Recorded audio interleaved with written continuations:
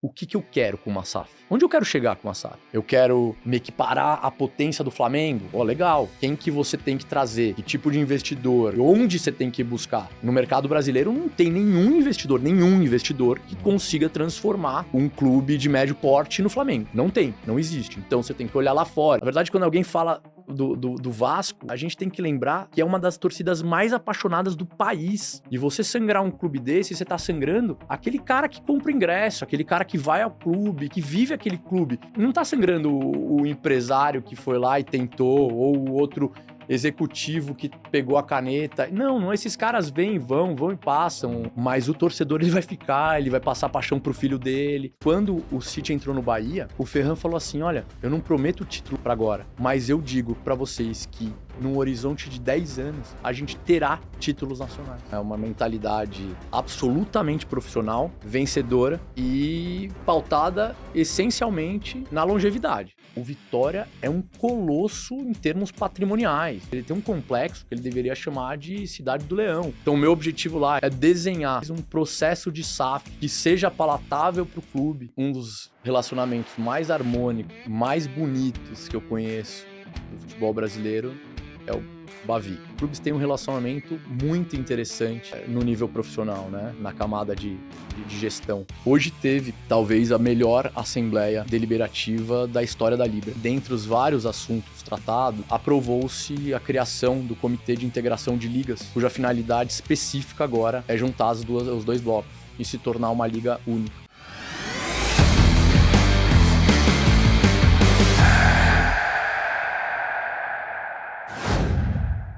Está valendo! Começou mais um episódio do Sports Market Makers, o podcast do Market Makers, em parceria com a Outfield, que te deixa por dentro de tudo que envolve o mundo de esportes e finanças. Estamos aqui já no nosso episódio número 33, e é um episódio que aqui o apresentador esperava ansiosamente, porque teremos novamente a presença de André Sica, um dos principais nomes aí do direito desportivo, já esteve aqui presente no Sports Market Makers, lá atrás, lá no episódio número 4, quando a gente ainda estava engatinhando, nem dando os primeiros passos ainda, e hoje a gente tem a honra de receber novamente o André Sica. Eu vou falar um pouquinho sobre ele, se você ainda não conhece, você está vivendo errado, desculpa te falar, tá bom? Só para você entender um pouco da figura que tá aqui com a gente, né?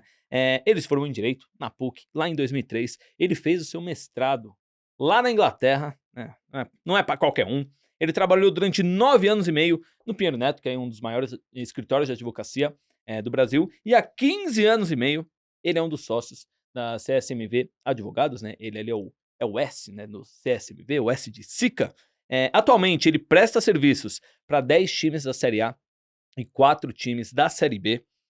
Entre eles, né, tem muitos times, não vou falar todos aqui, mas tem Palmeiras, Bahia, Vitória, Fortaleza, Red Bull Bragantino, aí, os principais times do Brasil nos últimos anos. E ele também participou ativamente das negociações envolvendo algumas SAFs, entre eles a SAF do Bahia. Se você não conhece ainda o Sica, talvez você conheça, porque o vídeo mais visto do nosso canal é do André Sica falando ali do deal entre City e Bahia, entre vídeo e shorts, mais de 1 milhão de visualizações. O cara é um fenômeno aí, o Sica. Ele também muito presente nas reuniões da criação da Liga de Futebol no Brasil. Com tudo isso, ele se colocou aí como uma das maiores referências do direito desportivo brasileiro. Então, o que a gente vai falar hoje, aproveitando a grande presença do Sica? Logo, a gente vai falar muito sobre liga, porque se você não está por dentro, eu vou explicar brevemente, depois o Sica vai falar muito melhor do que eu, mas os 40 clubes, né, os 20 da Série A e da Série B, eles estavam discutindo para criar uma liga de futebol no Brasil unificada. Não teve essa unificação, então os clubes se dividiram em 2 blocos, Libra e Liga Forte União. A Libra já tinha feito a venda dos seus direitos de transmissão para o próximo ciclo, que é de 2025 até 2029, e na semana passada a Liga Forte União também anunciou a venda aí dos direitos televisivos.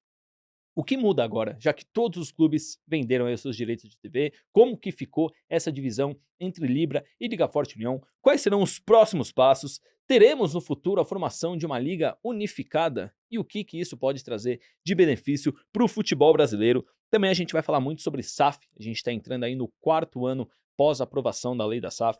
Como que está aí o andamento? A gente está basicamente com 70 SAFs já aqui no Brasil. Quero muito ouvir a opinião do Sica, já que ele foi ali um dos precursores do assunto Como que tá aí as SAFs aqui no Brasil, se ele acha que podemos ter grandes movimentos acontecendo esse ano. Esse ano aí já tivemos 2 SAFs, né, 2 novas SAFs, a Portuguesa e o Santa Cruz. Também vamos falar um pouquinho de clubes, né, a reeleição da Leila Pereira no Palmeiras, já que o Sica ali, desde 2013, ele presta serviços jurídicos para o Palmeiras.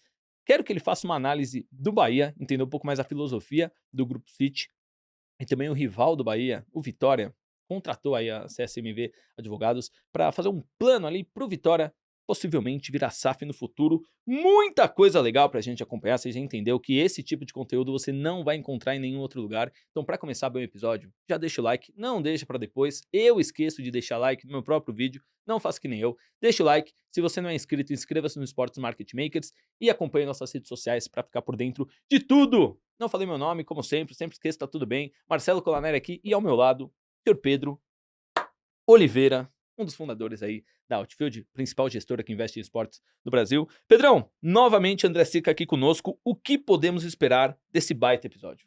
Boa, né? Dr. Deco regressando aqui após 6, 7 meses para... Né, ele levantou algumas bolas lá atrás, né, na primeira participação dele. Hoje ele pode cortar algumas delas. Vê se eu acertei ou errei, né? Exato, pra gente é sempre um prazer ter o Deco aqui. E como você bem disse, uma das principais referências do mercado, né? Vem contribuindo muito com todo o momento de transformação do futebol, do esporte no Brasil.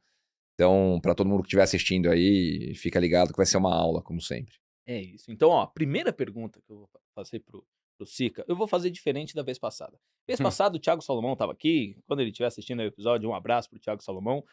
Eu perguntei, né, do 3 pontos que o Sica ganhou pro Palmeiras ali no tribunal e tudo mais. Eu vou começar diferente, não quero falar do Palmeiras hoje. Mentira. Um abraço aí pros meus amigos palmeirenses. Um dia depois do clássico 1-1, né? A gente tá aqui na gravação. Obrigado, Estevão.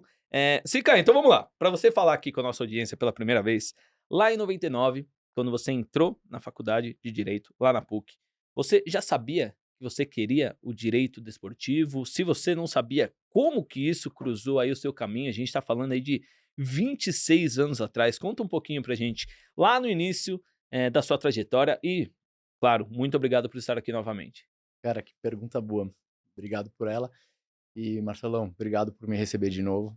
Pedrão, sempre uma honra. Pedrão, amigo de longa data já poxa, sinceramente, se a gente não tivesse câmeras, microfones aqui, de fato a gente se sentiria quase que num bar, faltaria uma cerveja, que aliás eu recomendo que a gente faça isso de uma próxima vez, mas me sinto em casa aqui, o episódio 1 ali, na verdade o episódio 4, mas a primeira vez que eu vim foi deliciosa, então sempre que vocês quiserem eu estou à disposição, é sempre um prazer. Mas, Marcelo, eu gosto muito de falar sobre isso, porque, ao contrário de boa parte, por exemplo, da minha equipe, eu brinco com a minha equipe a respeito disso. É uma molecada esperta, né? Uma molecada que já sabe o que quer, enfim. Tem umas pessoas que nasceram pensando em desportivo, aliás, se propuseram a fazer faculdade de Direito para fazer Direito Esportivo. Acho que até por conta do excesso de conteúdo que elas têm, elas podem nos ouvir, enfim, elas podem entender um pouco mais da área antes. A gente tinha uma qualidade de informação muito diferente na nossa época. Uhum. Mas, então, ao contrário deles, a resposta é negativa para tua pergunta. Cara, eu tive... É muito negativa, na verdade, a resposta, porque eu não sabia que eu ia fazer Direito. Eu estava entre Arquitetura e Economia. Mas o Luiz Fernando Carvalho, que é meu sócio, meu amigo de vida inteira, enfim, ele me convenceu que, na dúvida, faça Direito. Isso no meio de uma balada que a gente tava indo, na verdade, em cima da ponte Cidade Jardim, a gente estava a caminho de uma balada, e ele acabou me convencendo disso, ou seja, o convencimento não foi algo que tomou muito tempo. Mas, obviamente, eu tenho uma família de juristas, todos advogados, enfim, fez um pouco de sentido a proposta. Daí, no Direito, eu tive a felicidade, eu tive a oportunidade de trabalhar nos principais escritórios do país. Só que, cara, sinceramente, dentro desse escritório, eu adorava o escritório, eu adorava as pessoas, só que eu achava extremamente chato aquilo que eu fazia. Extremamente chato. E eu tinha na minha cabeça, eu falei, puta, não é possível. As pessoas acabam te convencendo de que o trabalho não precisa ser legal, né? Uhum. Que você não tá trabalhando pra ser legal, você tá trabalhando pra ganhar dinheiro, depois você faz as coisas legais da sua vida. Cara, o fato é que um dia, efetivamente, eu não aguentei mais. Eu gentilmente pedi pro Pedro Neto pra fazer um mestrado no exterior. Me desliguei do Pedro Neto, acabei voltando na sequência pra lá, fiz esporte lá, enfim. Inclusive o Mansur, Zé Francisco Mansur, que hoje é meu sócio, a gente se conheceu e a gente iniciou a área de direito esportivo do Pedro Neto juntos. E daí, infelizmente, talvez o Pedro Neto, os dois saíram, e os dois depois viraram sócios, mas muito tempo depois. Mansur também deu uma aula aqui, né? Pois é, vocês Sobre receberam o bet. Mansur, foi muito Sim, bom mesmo. maravilhoso. Mas o fato é que, pô, eu apertei o botão de stop loss ali e falei, cara, eu não vou mais viver essa vida cão e eu vou efetivamente tentar trabalhar com aquilo que eu gosto, que eu imagino, por mais idealista que seja, eu vou atrás disso. Eu falei, cara, eu sempre fui praticante de esporte demais, obviamente, como todo moleque tentei ser jogador, enfim. Então, eu falei, cara, nada faz mais sentido pra mim do que me aproximar dentro do possível do esporte. E eu fui aí, então, pra Inglaterra e voltei já absolutamente convencido de que era isso que eu ia fazer. Então, e por que eu falei que é muito não? Porque não só eu não sabia que eu ia fazer direito, eu não sabia que eu ia fazer direito esportivo, e principalmente, meu pai morreu puta, Marcelo, meu pai morreu em 2001, tá? Eu tinha 18 anos. Meu pai um dia me chamou, ele falou assim, cara, se você quer continuar amando futebol do jeito que você ama, ele olhou no meu olho e falou assim, não trabalhe com futebol. Você vai conhecer a cozinha por dentro. Cara, e assim, eu repito, tinha entrado na faculdade em 99, tinha entrado no estágio no Pedro Neto em 2000, e meu pai faleceu em 2001. Então, eu não estava nem perto. Meu mestrado em Direito Esportivo foi em 2006. Eu não estava nem perto de começar a estudar a matéria. Uhum. Então, toda a previsão foi por água abaixo. Mas o fato é que nessa história meio errática, eu descobri que algumas coisas são interessantes. Primeiro, eu descobri que na vida não há coincidências, que na vida as coisas não acontecem por acaso. Me parece que as coisas acontecem certamente por razões. E me mostrou claramente que você pode fazer aquilo que você gosta, que você ama, que você deseja, e você pode ser feliz com o seu trabalho. Hoje eu sou excessivamente feliz com o meu trabalho, para o desespero da minha esposa, dos meus filhos, e, enfim, da minha família, tadinho também, porque acho que a gente acaba não sabendo, acho que como todo adulto não maduro, eu não sei medir o tempo, aquelas bobeiras, né, que os caras fazem, um terço do teu tempo com a tua família, um terço com o teu trabalho, um terço com... Cara, eu não sei fazer isso. Eu dedico o melhor do que eu posso para cada uma das coisas, mas efetivamente o meu mergulho no trabalho, pela paixão que eu tenho, ele é excessivo. Mas então hoje eu sou extremamente feliz dentro do que eu faço e eu acho que até transcendi um pouco a história de direito esportivo pelos caminhos da minha carreira, até eu comecei a ser um executivo desportivo, né? Então, eu usei a carreira desportiva para ser um executivo desportivo. É muito legal a introdução. Boa pergunta, Marcelão, porque Obrigado. mostra, né, os americanos têm uma frase que eu aprendi bastante no tempo que eu morei lá, que é o do work that feels like play, né? Que você trabalha com um negócio que parece que você tá brincando. Não conhecia né? exatamente De tão isso. divertido que é, de Sim. tanta satisfação que você tem em fazer isso, e o que o Deco descreveu aí agora é muito isso, e naturalmente se reflete na qualidade do que ele consegue entregar, Com né, na certeza. ponta para o cliente, para o mercado. Então, muito legal o depoimento. E tem uma última coisa, só te interrompendo, Pedrão, mas tem uma última previsão que deu errado, que foi o Deco. Porque quando eu fui fazer direito, e eu sempre, todo mundo me chamou de Deco. Na vida inteira, aliás, pouquíssimas pessoas me conhecem por André. Ou é Sica, Uhum. no meio esportivo, enfim, no profissional, ou é Deco, pra todo mundo que me conhece melhor. Mas o meu pai virou e falou, você tem que parar com essa história de Deco. Porque imagina um dia vão te chamar de Dr. Deco, você tá maluco?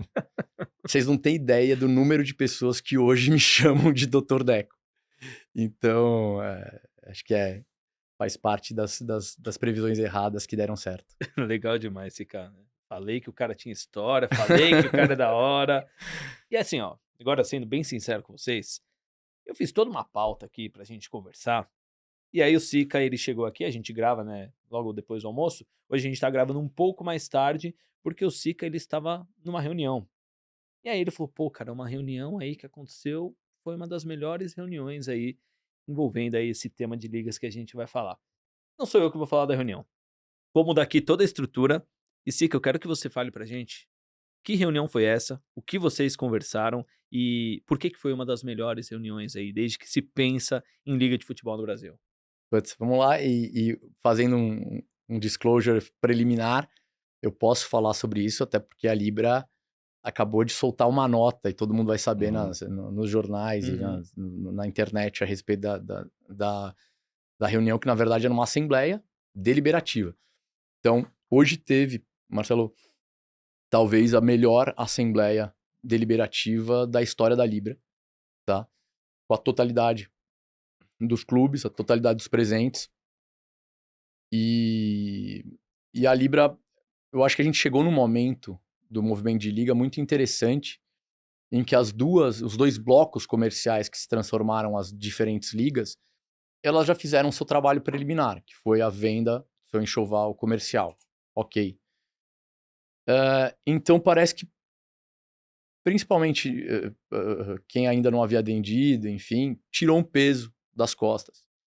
E ficou, eu acho que a gente tá num momento muito mais sincero e honesto da situação. E hoje a gente teve uma assembleia que, dentre os vários assuntos tratados, etc., aprovou-se a criação do Comitê de Integração de Ligas dentro da Libra, cuja finalidade específica agora é juntar os dois blocos e se tornar uma liga única. Se vocês quiserem, eu explico um pouquinho da estrutura, da ideia, mas então foi criado esse comitê entre clubes e executivos, e a ideia é que as pessoas não sabem direito, né, porque a gente manteve de forma silente durante muito tempo. As duas ligas têm se conversado demais, e principalmente em todas as esferas, na verdade. Os presidentes têm se falado, os executivos têm se falado, os advogados têm se falado, e o planejamento tem sido cada vez mais concreto. E eu acho que com o anúncio recente da LFU, da venda dos seus direitos, enfim, a Libra se sentiu tranquila para hoje aprovar o que pra gente é claramente o próximo passo, que é a unificação. Legal, legal. E acho que isso, né, para quem tá ouvindo a gente, vem no momento, como o Deco falou aí, em que já tem mais clareza, né, em relação ao que vai ser o ciclo 25-29. Né, a Libra tendo negociado os direitos dela ali. A Libra tem um número menor de clubes, né? Então, tá falando aí, se eu não me engano, de 9 clubes na Libra hoje. 9 clubes da Série A. Da Série A na Libra. 4 da Série B. E 4 da Série B. E a LFU tem 28 clubes, se eu não me engano. E a LFU, né, anunciou recentemente aí que terminou a venda, né, dos direitos TV aberta, TV paga, streaming, pay-per-view. Né, a LFU por 1,7 bi divididos entre o número maior de clubes. A Libra 1,1 bi divididos entre esse número menor de clubes aí. Então, com essas regras do jogo mais claras, agora conseguimos olhar para frente, né? Diferente do que você tinha previsto aqui no meio do ano passado, que até final de 24 a gente não teria unificação. Agora, a partir de 25, a gente consegue ter mais substância para fazer a unificação. Né? Sem dúvida alguma, Pedrão. Acho que assim, eu felizmente acertei essa previsão. Eu acho que eu tinha dito que naquele ano, no ano passado, não ia ser possível juntar, não ia ser possível unificar, e não era possível. Não havia tempo, e nem ambiente, e nem cenário, eles não tinham concluído a venda de direitos, enfim, para que fosse feita essa unificação. Mas, olha, sinceramente, eu não diria que a gente vai concluir a unificação esse ano, mas que este ano a gente tem um cenário muito mais propício para a união, isso é um fato. Isso é um fato. Até porque, gente, sinceramente, eu brinquei hoje na Assembleia, né? Eu fiz a exposição do plano de unificação, e eu brinquei, falei, olha, é a única coisa que a gente tem para fazer. Vamos vender agora internacionais, betting, Série B, tudo junto, mas querendo ou não, E tem, obviamente, já buscando fazer essas vendas de forma única junto com os membros da LFU. Mas essas vendas são incipientes. Vai falar o quê? Vai falar de alguns poucos milhões de reais. Então, assim, a grande venda, o produto já foi comercializado. Ou seja, esse produto está na mesa, não vai impactar ninguém. Então, o próximo passo de verdade que vai fazer sentido para todo mundo é unificação para cuidar do produto, né? Obviamente, fazer campeonatos, etc. E destravar outras linhas de receita. Porque para você destravar naming, para você destravar todos os demais direitos correlatos ao campeonato, você precisa ser dono dele. Então, acho que a gente está efetivamente nesse momento. Sica, você falou, se vocês quiserem eu até explico um pouco melhor a estrutura, né, da ideia dessa liga unificada. E, curioso que sou, explica pra gente um Vamos pouco lá. melhor, né, que os dois blocos venderam os direitos de transmissão, de 25 até 29. Você falou, talvez unifique esse ano, talvez não. Como que é essa estrutura? Ô, Marcelo, é muito interessante que eu mesmo usei a palavra unificação, mas o conceito básico não é unificação. O conceito básico é o que a gente está chamando de League Under the Leagues. Ou seja, as duas ligas, como duas entidades, vão deter uma nova liga. E essa é a liga que vai fazer o campeonato. Então, qual que é a ideia? Passar uma barreira aqui, fazendo com que tudo que tenha de... Cara, o Sica que o pessoal não gosta, fica para cima, não vai para baixo.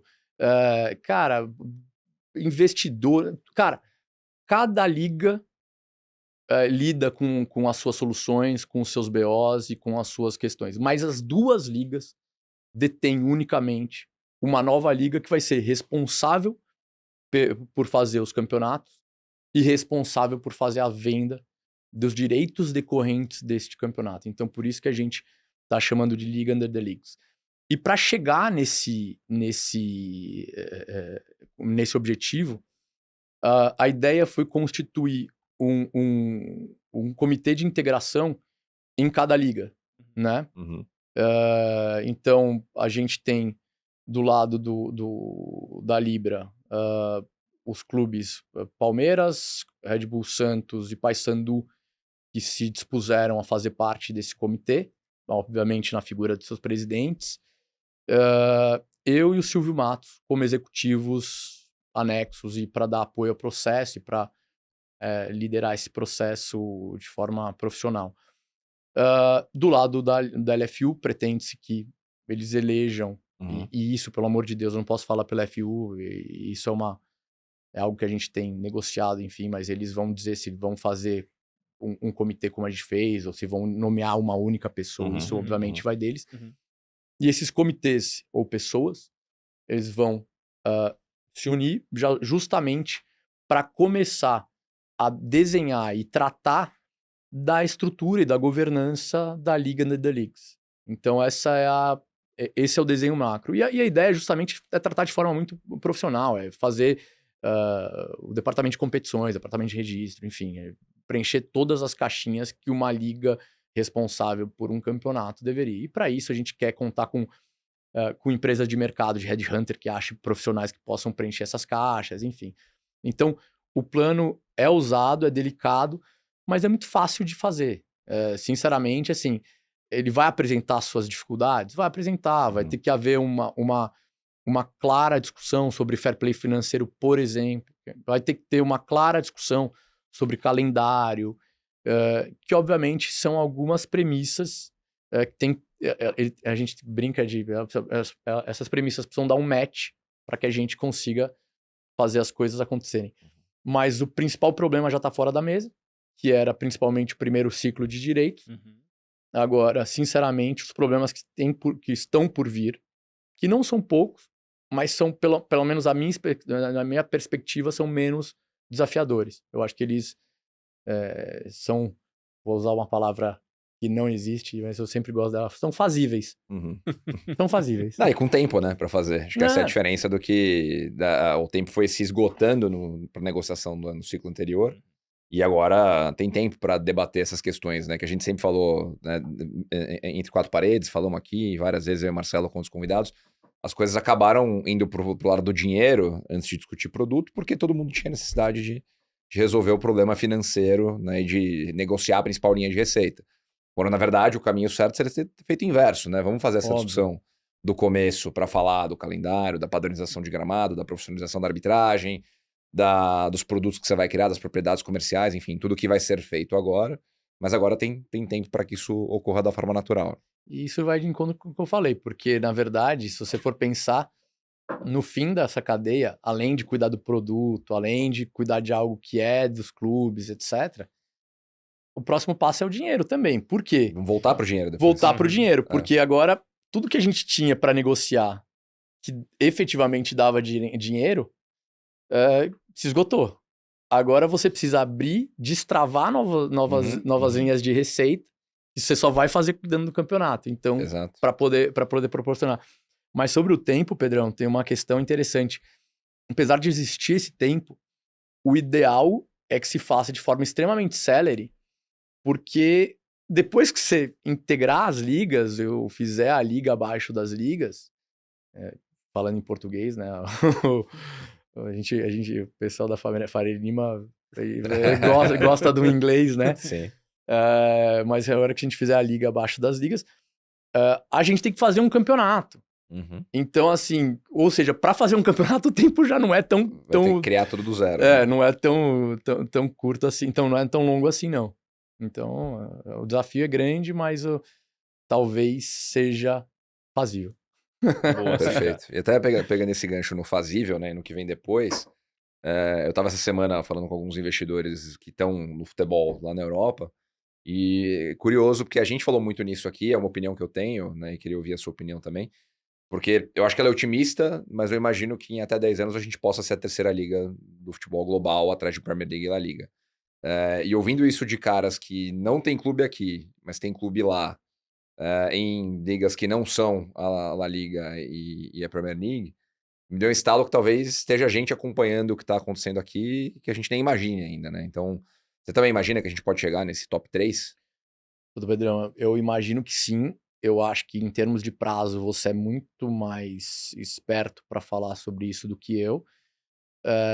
Mas eu imagino que sim, por uma série de razões. Primeiro, porque é óbvio para todos nós que nascemos nesse país que esse é um produto nacional absoluto que a gente e que a gente trata desse produto com carinho e uma paixão que nenhum país trata. Isso é um fato. A gente erra muito, a gente faz as coisas a modo brasileiro e a gente maltratou muito esse produto, mas o carinho e a paixão envolvidos nesse produto aqui no nosso país é uma coisa absolutamente distinta de qualquer outro lugar. Já vista o Botafogo, né, nos últimos 18 meses. Gente, o povo não ganhava há 60 anos e ganhou, parecia de verdade, assim, as pessoas efetivamente esperaram, as pessoas efetivamente sabiam que aquilo ia acontecer, elas tinham aquilo como um grande sonho, idealizaram aquele sonho, viveram aquele sonho e transmitiram aquela paixão daquele jeito. Por mais sofrido que tenha sido aquele sonho. Então, assim, é divino, é encantador a paixão botafoguense. Então, eu acho que efetivamente e mais do que isso, a gente tem uma liga que a gente recorrentemente demonstra equilíbrio de forças. Um clube que não ganhava acabou de ganhar, depois um clube que era menor vem ganhando, depois o outro clube que é gigantesco ganha. Cara, e assim, um clube que é gigantesco, que é o clube do Marcelo, tá adormecido, mas daqui a pouco volta. Então, assim, é uma loucura, porque a gente tem no mínimo 10, 12 forças capazes de chegar lá. Isso, se a gente puser ainda a SAF na conta, isso vai além do mais. Agora, tem outras demonstrações de força que eu particularmente me deparei esse ano. Eu me deparei esse ano com a força da Liga mesmo, porque eu venho fazendo projeto de Liga e a gente terminou em 2 blocos comerciais ao invés de uma liga unificada. Só que mesmo assim, a gente já destravou um valor muito maior de receitas. Ou seja, já mostramos que tem ali. Sim. Se a gente fizesse um trabalho absolutamente unificado, certamente a gente estava num patamar ainda acima. Mas já mostrou, assim, a experiência que a gente teve já mostrou que a gente estava chegando em algum lugar. Mais que dobrou o valor em relação ao ciclo anterior, né? Exatamente. Depois a gente pega o fenômeno SAF, que vem junto com o fenômeno BET. Aliás, parabéns ao meu sócio, Francisco Mansur, que Nas duas, basicamente escreveu as duas coisas. E se vocês perceberem, obviamente vocês perceberam, e vocês comentaram muito aqui nesse programa, a supremacia brasileira na América do Sul por conta desses dois eventos. Então, o advento da SAF, unido ao advento das BETs e o incremento de receita, fez com que o Brasil venha ganhando a Libertadores aí, quantos anos? Vocês sabem melhor que eu. Foram 5, né, seguidos. Eu acho que a última foi 18 do... eu acho que a última que o argentino ganhou, que foi o River, né?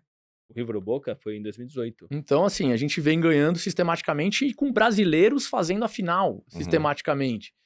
Então, assim, é muito clara a supremacia. Isso foi feito, com, assim, de verdade, com o mínimo do mínimo. Ou seja, com um mercado grande de bets vindo, com sem governança ainda, né? Sem governança. Nível de gestão que a gente tem hoje. Com os clubes paulatinamente se tornando empresa, mas nem todos empresariais ainda, e com uma liga ainda em construção, só que, de certa forma, capenga e faltando um pedaço dela. Pô, se todas as peças estiverem completas, unindo a paixão brasileira, unindo tudo que a gente pode entregar, sob o ponto de vista de futebol, Pedrão, não tenho a menor dúvida do potencial estratosférico do que a gente tem aqui. Legal, Sica. Eu só queria... Eu, pelo menos, tenho mais uma pergunta sobre a Liga, que pode ser pro Sica, mas também eu quero ouvir do Pedro, né? Semana passada a LFA anunciou a venda dos direitos de transmissão e, no fim, os valores ficaram muito próximos, né? Então, pelo que eu anotei aqui, uma média por clube de 151 milhões ano da Libra e 130 milhões ano da LFU. No geral, a negociação acabou ficando boa para todo mundo, Sica e o Pedro também, como gestor do Outfield. Quer começar? Posso começar, até para explicar para quem está ouvindo a gente o que quer dizer, né? O mais que dobrou, que eu falei aí na última interação.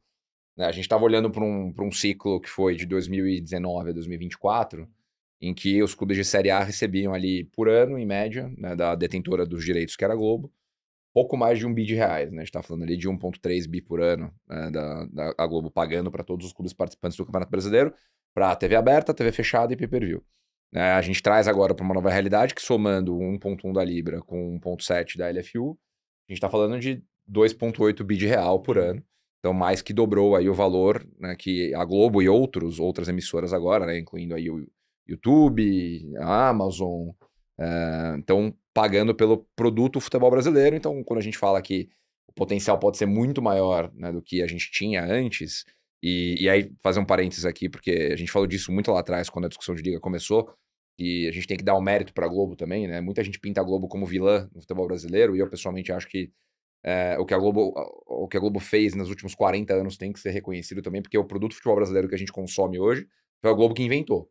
Né? A história do jogo na quarta, depois da novela, do jogo no domingo, acabar o jogo já entrar o Faustão, né? Tudo isso foi a Globo que criou, e isso requer muito investimento ao longo de 4 décadas aí que a Globo fez no futebol brasileiro. Então, na minha opinião, a Globo não era vilã, ela sim pode ter se aproveitado de certa forma aí da desorganização dos clubes, né? Da CBF, enfim, tudo que a gente vinha, mas nesse momento de transformação ela também entende, não só ela, mas aí você tem a Record, tem a Amazon, tem o YouTube, tem outros players dando a sinalização de que o produto vale mais e estamos dispostos a pagar por isso. Então, o que a gente imagina olhando de 29 para frente é que a gente tem um potencial aí sim, com tudo isso que o Sica falou, né, muito bem aí de construção de produto, um valor ainda maior, né, para que a gente tenha todos os clubes se beneficiando disso e na ponta o torcedor também. Eu absolutamente acompanho o raciocínio lógico do Pedrão, que eu não tenho como discutir, mas eu vou fazer uma observação que, como advogado, a gente usa muito, Marcelo. Uma negociação, ela só é satisfatória quando todo mundo sente que perdeu alguma coisa e todo mundo sente que ganhou alguma coisa, mas que no final todo mundo saiu satisfeito. Eu acho que é bem isso que eu tenho sentido. Eu acho que eu sinto do lado da Libra, pelo menos os clubes com uma satisfação e tranquilidade com aquilo que fizeram, e a LFU, por sua vez, extremamente contente e feliz com o resultado que alcançou. Então, assim, onde todos estão felizes, eu não posso dizer que houve algo insatisfatório. Então, acho que, de verdade, chegamos num ponto muito melhor até do que se imaginava.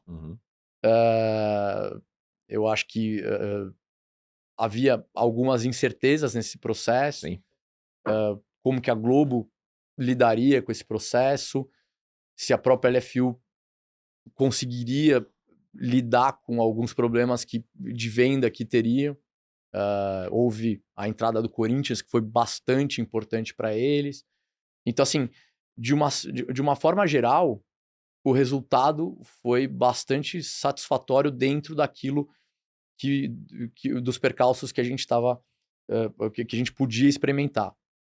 Mas, por outro lado, como eu já coloquei, mostra que se houvesse uma união e haverá essa união, o resultado é muito mais promissor ainda. Então, assim, respondendo a tua pergunta, sim, acho que a gente, nesse momento, achou bastante boas as negociações, bastante satisfatórias, todos os clubes estão bem, existem, na verdade, em todos os números que vocês todos apuraram e entendem de número muito melhor que eu, sempre existem algumas variáveis, né? A Libra tem uma variável dentro do pay-per-view, acho que a LFU tem uma variável dentro de patrocínios de streaming, etc.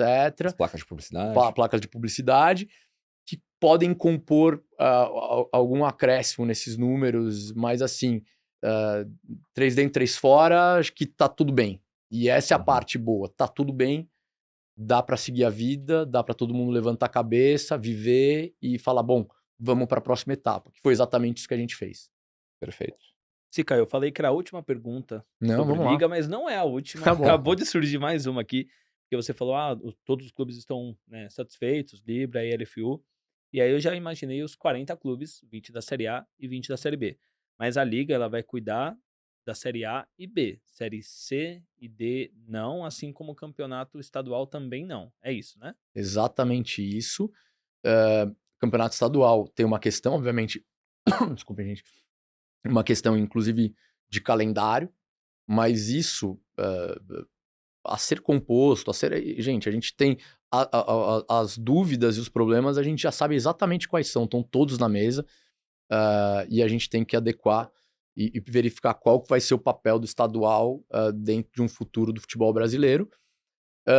E a série C e D, como qualquer benchmark importante nesse universo de ligas, elas não estão dentro do hall de produtos cuidados, mas elas estão conectadas, porque qualquer clube de série D e C, eles têm um caminho já para chegar na B e A e se conectar à liga automaticamente.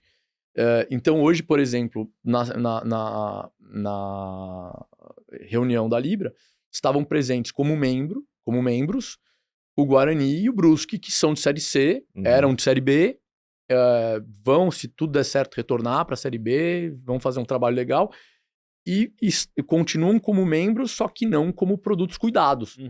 E que a partir do momento, mas que são, que ficam, que opinam, têm o direito de opinar, porque a partir do momento que tiverem a ascensão, já estão plugados na liga e já vão ascender e já vão formar, já vão participar da liga naturalmente. Então, são ligas abertas, acho que dos dois lados funciona da mesma forma e a filosofia é muito parecida, então na hora de conectar as ligas embaixo das ligas, eu acho que não vai ter problema nenhum e os clubes que ascenderem da C para B, eles naturalmente entram no caminho da liga.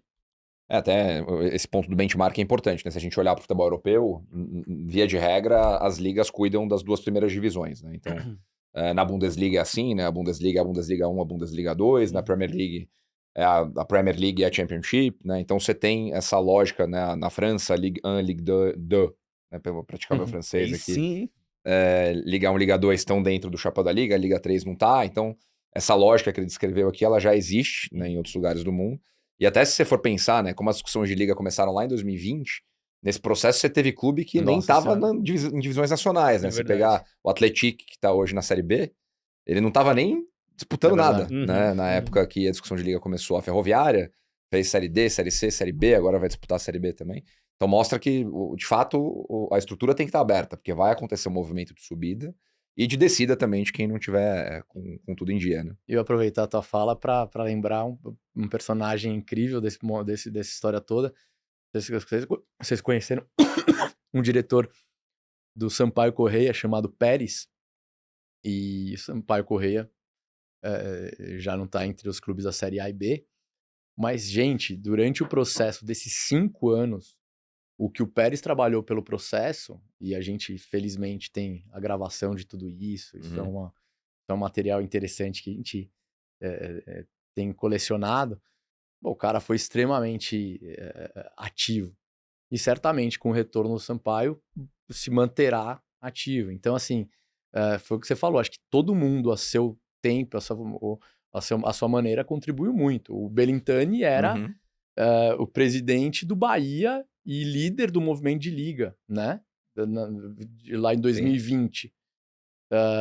Ele vendeu o Bahia nesse ínterim, saiu, hoje é um dos investidores do Londrina, Sim. voltou, na verdade, o Bahia na verdade, um dos principais clubes dentro da Libra. O Londrina é um clube importante dentro da LFU. Então, assim, é muito interessante esse jogo. Eu mesmo, assim, a gente brincou com os clubes, eu não sei, nunca ninguém fez essa conta, né? Mas, obviamente, eu trabalho para muitos clubes da LFU. Sim. Com o maior orgulho do mundo. Fizemos, aliás, um caso maravilhoso recentemente, que a gente ganhou o caso do Lucero pro Fortaleza contra o Colo-Colo. Era um caso que Fortaleza tinha tomado o transfer ban. E a gente conseguiu reverter isso com uns colegas muito bacanas do Fortaleza, o próprio Marcelo Paes, o Alex Santiago, o Germano. E são clubes muito queridos da gente, que hoje estão na LFU. Cruzeiro é um dos meus principais clientes, está na LFU. Por razões financeiras específicas daquele momento, conexões com o XP absolutamente justificáveis e plausíveis, e que fizeram bem de fazer o movimento que fizeram, porque era a escolha. Acho que a escolha de cada um dentro desse processo foi a escolha de cada um. O importante é que, felizmente, a gente conseguiu chegar num resultado satisfatório que dê caminho para os próximos. O que mostra a maturidade, né? Como em qualquer mercado, você não tem problema com, né, discordâncias ou você tá no momento A, você tá do lado B, e do outro lado você tá no momento B, você tá do lado A, né? A história do Belintani é super interessante nesse sentido. A gente também, né? A gente é investidor minoritário do Curitiba, LFU, trabalha com São Paulo, estruturador na do fundo Libra, de São Paulo. Trabalha com a Red Bull há 5 anos, Libra, né? isso. Então você tem a indústria estando madura e todo mundo sabendo onde está pisando e o que está fazendo, não tem problema nenhum, né? E o mais interessante de ter todas essas conexões e ter visto todo esse crescimento do mercado é você ter certeza, e a certeza que hoje eu transmito para vocês, que hoje todo mundo quer a mesma coisa. Felizmente, hoje todo mundo quer a mesma coisa. Já não foi assim há algum tempo, mas hoje o fato precisa entender se a gente encaixa as peças, mas que o resultado final é um resultado claro para todo mundo, é muito claro, de todos os lados. Boa, Sica. Pra mim, Show de fechou bola. liga. Pedrão, tem mais alguma coisa de liga? Vamos em frente aí. Então, vamos trocar um pouquinho de assunto? Bora. E também o Sica entende muito sobre isso, que é sobre SAF, né? A gente tá aí no nosso 4º ano após a aprovação da lei da SAF, também com aproximadamente 70 SAFs no Brasil. E, lógico, cada uma tem a sua particularidade, a sua característica, tamanho do clube, local. Se você pudesse fazer um balanço, né, desses 4 anos de SAF, como que você resumiria pra gente? Bom, acho que talvez os resultados do ano passado desportivos, eles resumam melhor do que eu mesmo, né? A vitória do Botafogo, a primeira classificação da vida, pelo amor de Deus, da vida não, mas de anos, do próprio Bahia o retorno do Bahia para Libertadores. 35 anos. 35 anos, enfim. Então, assim, os resultados são muito eloquentes e mostram que a gente encontrou um caminho bastante mais estável e bastante mais orgânico para um crescimento e principalmente buscando governança corporativa, né? Processos internos de governança dentro dos clubes, né? A gente os clubes tinham muito problema de gestão, que foram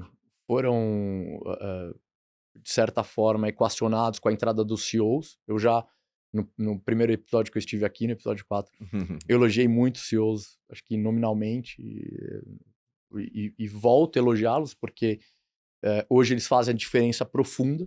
Sim. Só para vocês terem ideia, no comitê de negócio da Libra hoje é composto majoritariamente por CEOs. Então são todos muito bons.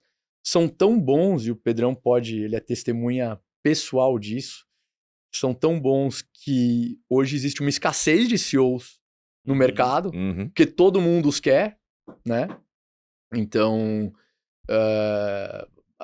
a gente chegou num ponto em que o mercado aprendeu a lidar com CEOs, o mercado aprendeu a lidar com CFOs. Então, isso, de uma forma geral, para mim, foi a beleza do processo, que para mim, na verdade, tá começando. Tá começando por quê? Porque eu acho que tem bastante aprendizado nessa mesa. E a gente aprendeu uma outra coisa, se você me permitir me alongar aqui Por na favor, resposta. fica à vontade. A gente aprendeu uma outra coisa também, e aprendemos na porrada, né? Que é a qualidade do investidor.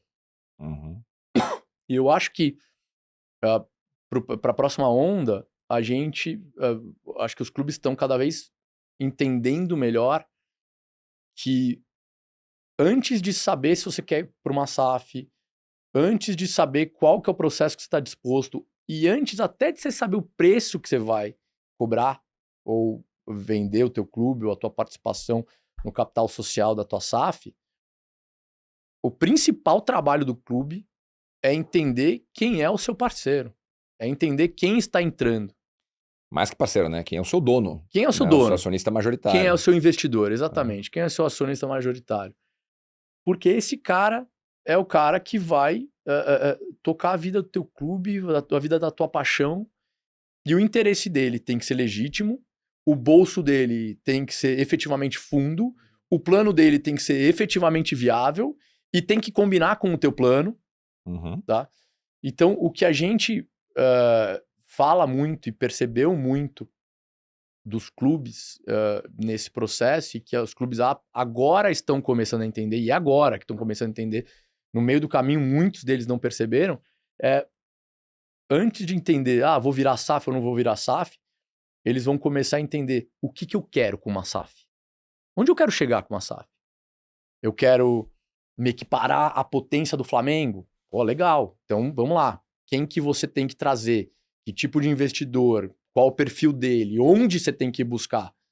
No mercado brasileiro não tem nenhum investidor que consiga transformar um clube de médio porte no Flamengo. Não existe. Então você tem que olhar lá fora. Então você vai ter que fazer um processo voltado para uma busca de investidor lá fora. Eu quero passar a ganhar títulos, voltar a ganhar títulos. Então tudo isso vai formar uma equação que no final, ou não, eu quero formar, depois a gente até conversa sobre isso, mas eu quero formar jogadores, fazer dinheiro, me conectar a um MCO estrangeiro, um Multi-Club Ownership. Na verdade, Grupo Multiclubes. Grupo Multiclubes. GMC. E a partir daí eu vou aumentar a minha avaliação de mercado, o meu valor de mercado, enfim. Você tem que saber exatamente qual que é o teu objetivo. Porque só sabendo o teu objetivo, você vai saber qual plano você vai traçar e que tipo de investidor você vai buscar. E quando você buscar o teu investidor, você tem que entender exatamente o que ele quer. Quais são as intenções dele. Porque eu acho que é frustrante. A gente passou sim por algumas frustrações, tá? Sim, houve frustrações, não foi tudo uma maravilha, muito como pelo nunca contrário. É nenhuma indústria. Muito pelo contrário. Mas houve sim processos frustrantes e principalmente do ponto de vista de, pô, não era exatamente o que eu tava buscando. Desalinhamento, né? Desalinhamento. E daí, Pedrão, tem uma coisa que eu bato muito na tecla, né? Que é assessoria, cara, que é profissionalismo. Porque todo mundo fala assim, não, mas a lei da SAF protege dos investidores que são, pô, controversos, bandidos, enfim. A lei da SAF faz essa proteção? Eu falei, não. Quem tem que se proteger é o clube. E o clube, para se proteger, ele tem que ser bem assessorado. Eu não tô falando só de advogados, Claro. enfim. Os dois lados da mesa aqui. Exatamente. São os assessores em todas as pontas para que você faça um negócio extremamente consciente, consiga fazer uma auditoria no teu investidor, consiga entender o negócio dele, de onde vem esse dinheiro dele, qual é a intenção dele com esse dinheiro, para que você efetivamente não entre numa enrascada e acabe se prejudicando nesse processo ou até prejudicando uma grande marca. A gente sabe que é difícil de uma grande marca acabar. Vídeo, caso do próprio Vasco. Mas é sempre possível dela sangrar. E quando uma grande marca sangra, na verdade sangram as pessoas que a gente tem que pensar que são exatamente os torcedores. Na verdade, quando alguém fala do Vasco, a gente tem que lembrar que é uma das torcidas mais apaixonadas do país. Eu já falei isso em outras oportunidades, enfim, um dos clubes mais bonitos e com as histórias mais incríveis do país. E você sangrar um clube desse, você tá sangrando aquele cara que compra ingresso, aquele cara que vai ao clube, que vive aquele clube. Não tá sangrando o empresário que foi lá e tentou, ou o outro executivo que pegou a caneta. Não, esses caras vêm e vão e passam. Mas o torcedor, ele vai ficar, ele vai passar paixão pro filho dele. Então, assim, tem que pensar muito bem. Mas que os negócios têm se aperfeiçoado, têm melhorado. A gente tem visto melhores assessorias entrando no mercado. Sim. Vocês têm visto as assessorias começando a se separar entre as mais especializadas, as menos especializadas, as que fizeram negócios mais bem feitos, menos bem feitos. Enfim, o mercado começa a se organizar e, inclusive, permitir a entrada de... Gente, sinceramente, um programa como esse, há 5 anos atrás, talvez não fosse possível. Sim. Se a gente não estivesse falando de SAF. A gente nem teria assunto, né? Não seria.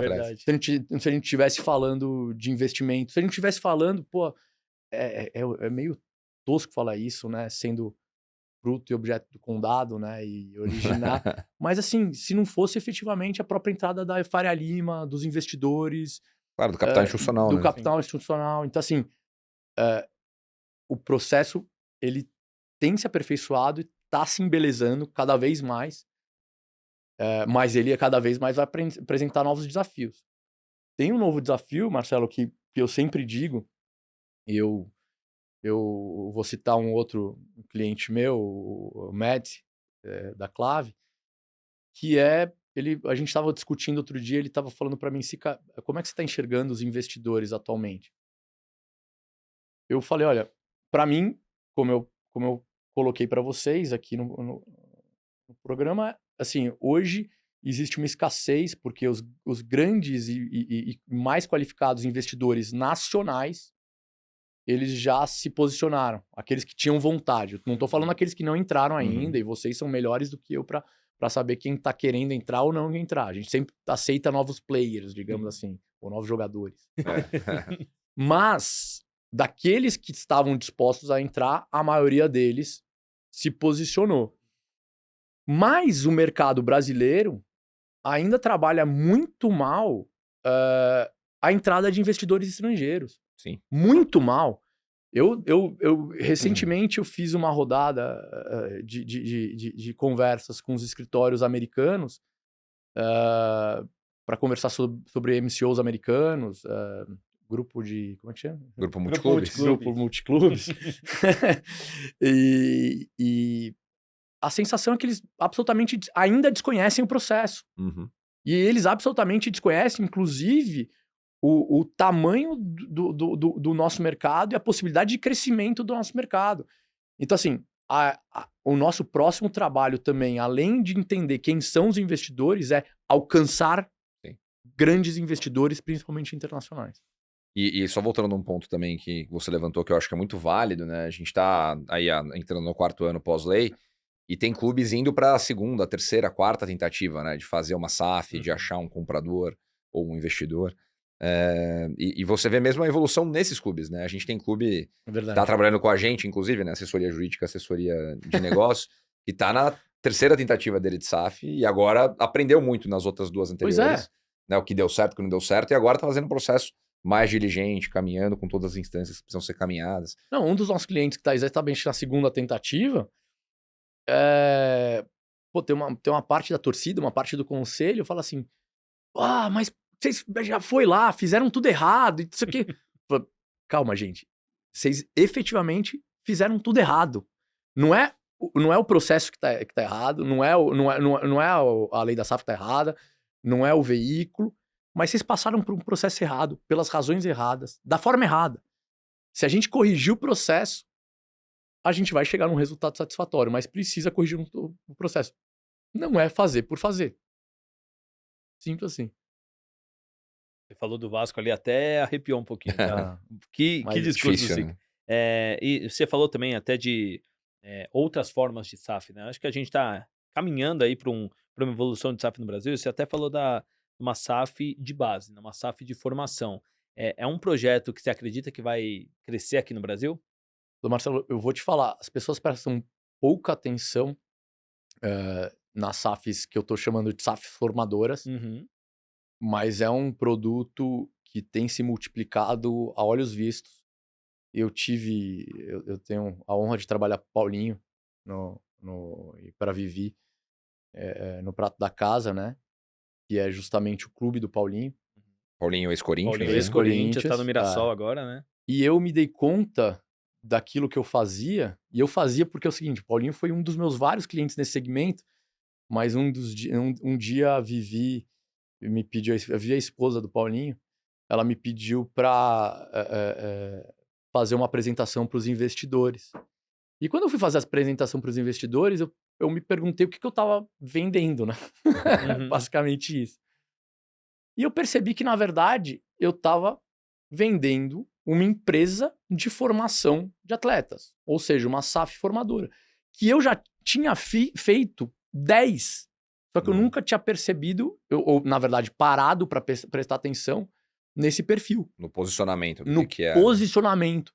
E assim, só para eu vou buscar lá atrás o conceito, só para vocês entenderem. Primeira coisa, os clubes que têm o certificado de clube formador, eles gozam de uma proteção muito forte no país. Não são muitos os clubes, mas eles guardam, eles podem fazer um contrato de formação com seus atletas menores, e este contrato de formação tem uma proteção igual ou até maior que os contratos de atleta profissional. Além da proteção que esses contratos dão, a gente tem também o movimento o movimento de base, né? Que é liderado, inclusive, pelo João Paulo, enfim, um gênio de categorias de base, que justamente dá um reforço a mais, né? Que clube que tem certificado formador, se roubar jogador de clube que tem certificado formador, não joga campeonato. Então, assim, ou seja, é uma cadeia de proteção de valor muito grande. Então, os clubes que começaram a montar SAFs voltadas apenas para formação de talentos começaram a se multiplicar e a se rentabilizar. Então, assim, hoje a gente tem...